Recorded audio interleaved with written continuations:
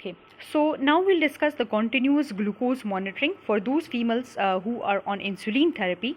The continuous glucose monitoring should be done only for those and not for all pregnant women who are having diabetes mellitus.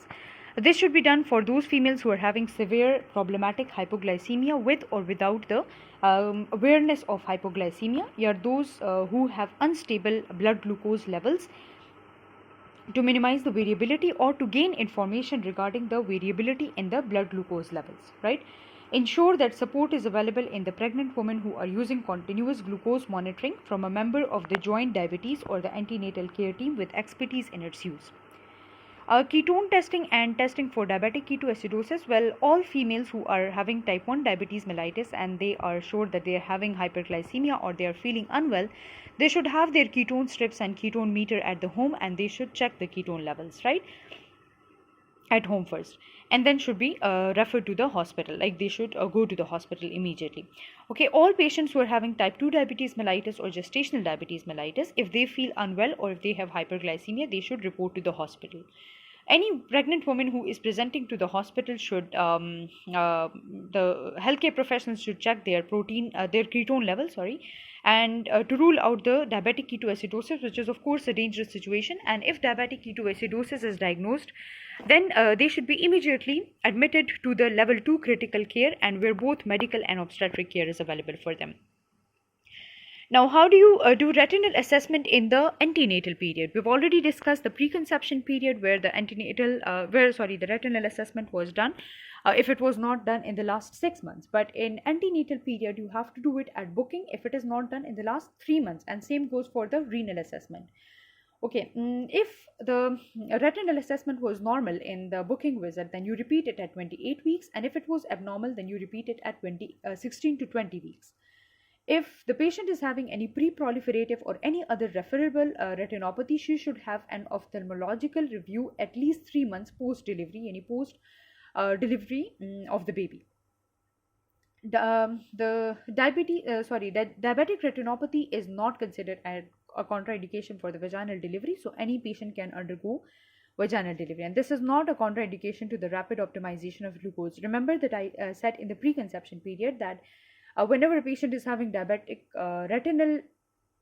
retinopathy, she should be encouraged not to have a rapid optimization of glucose until and unless the diabetic retinopathy assessment and treatment have been completed, right?